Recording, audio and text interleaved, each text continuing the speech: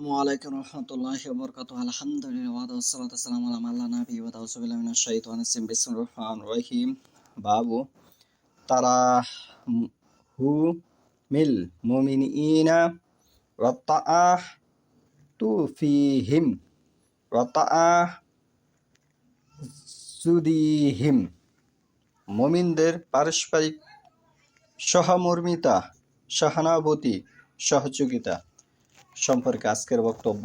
আমি যে হাদিসটি তেলাওয়াত করেছি সহিহ মুসলিম শরীফের 6 নম্বর খণ্ড, পর্ব হচ্ছে 46, অধ্যায় 17। আরবি হাদিস নম্বর হচ্ছে 2585, বাংলা অনুবাদ হাদিস নম্বর হচ্ছে 6479।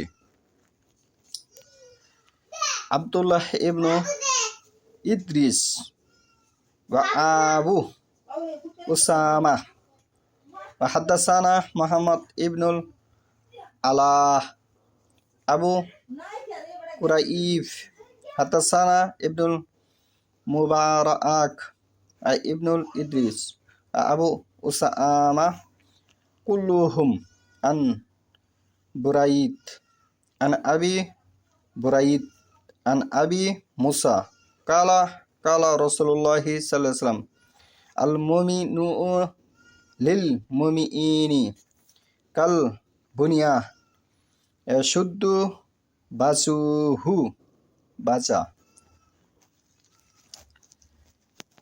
আবু মুসা রাদিয়াল্লাহু আনহা থেকে বর্ণিত, তিনি বলেন, রাসূলুল্লাহ সাল্লাল্লাহু আলাইহি ওয়াসাল্লাম ইরশাদ করেন, একজন মুমিন ব্যক্তি অপর মুমিনের জন্য একটি অট্টালিকা সদৃশ্য, যার এক অংশ অন্য অংশকে শক্তিশালী করে। যার এক অংশ অন্য অংশকে শক্তিশালী করে। নুমান ইবনু বাশির রাদিয়াল্লাহু থেকে বর্ণিত, তিনি বলেন, রাসূলুল্লাহ সাল্লাল্লাহু আলাইহি ওয়াসাল্লাম বলেছেন, মুমিনদের উদাহরণ তাদের পারস্পরিক ভালোবাসা, সহানুভূতি দিক থেকে একটি মানব দেহের ন্যায়। যখন তার একটি অঙ্গ আক্রান্ত হয় তখন তার সমস্ত দেহ অসুস্থ হয়ে যায়। মুমিনদের উদাহরণ এখানে বোঝানো হয়েছে। তাহলে বর্তমান প্রেক্ষাপটে সারা পৃথিবীর মধ্যে যদি এই হাদিসের আপনি সমাজে বাস্তবায়ন দেখতে চান, তাহলে 1999 জনই বাদ পড়বে। এটিও হয়তো কম হবে, 1,999 জন এই মুমিনের খাতায় থেকে বাদ পড়বে, যদিও তারা নিজেকে মুসলিম দাবি করে। কেন আমার এই কথা বলার দাবি কেন? এখানে যে সহানুভূতির কথা বলা হয়েছে, এই সহানুভূতি সমাজে বাস্তবায়ন নেই। এই সহানুভূতি কি নেই? সমাজে বাস্তবায়ন নাই।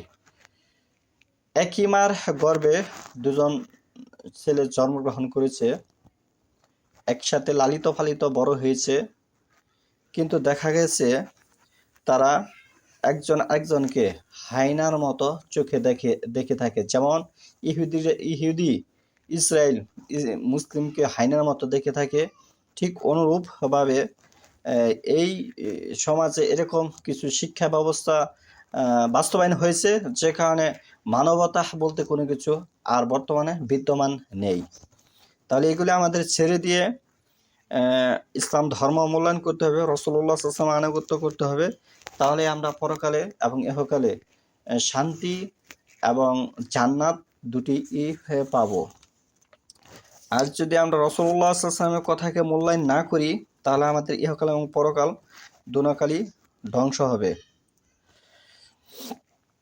আনিল নুমান ইবনু বাশির কালা কালা রাসূলুল্লাহ সাল্লাল্লাহু আলাইহি ওয়াসাল্লাম আল মুমিনুনা কারাজুলি ওয়াহিদিন ইনিশ তাকা রাসুহু তাদা লাহু সাইরুল জাসাদি বিল উম্মাহ ওয়াসসাহার। নুমান ইবনু বাশির রাদিয়াল্লাহু থেকে বর্ণিত, তিনি বলেন, রাসূলুল্লাহ সাল্লাল্লাহু আলাইহি ওয়াসাল্লাম বলেছেন, মুমিন সম্প্রদায়ের একজন ব্যক্তির ন্যায় যখন তার মাথায় অসুস্থতা দেখা দেয়, তখন সমস্ত দেহেই তাপ ও আক্রান্ত হয়ে পড়ে। এখানে বেশ কিছু হাদিস এসেছে একজন মুমিন আরেকজন মুমিনের শক্তি সম্পর্কে সে সাহায্য সহযোগিতা করবে, বরঞ্চ বর্তমানে সমাজে আরো উল্টো একজন একজনকে নির্যাতন করে, একজন একজনকে হায়নার চোখে দেখে। যেমন একজন আরেকজনের জন্য সহযোগিতা এগিয়ে আসে না। ফিলিস্তিনেতে এত নির্মম মানুষ অত্যাচার করতেছে ইসরায়েলে, অথচ ইসরায়েল, সৌদি এবং পাশাপাশি যত ইসলামী রাষ্ট্র আছে কেউ কোনো সাহায্যের হাত বাড়িয়ে দিয়েছে কি তাদের সাথে সহযোগিতা করেছে, এরকম কোনো নজির নেই। এটি না থাকার কারণ হচ্ছে, তার মানে এটি বোঝা যাচ্ছে বর্তমান প্রেক্ষাপটে 999 জন মমিন থেকে মমিন নেই এই হাদিসের পরিপ্রেক্ষিতে। কারণ মমিন ও মমিনের সহযোগী, এটি আল্লাহ রাসূল সাল্লাল্লাহু আলাইহি ওয়াসাল্লাম বলতেছে।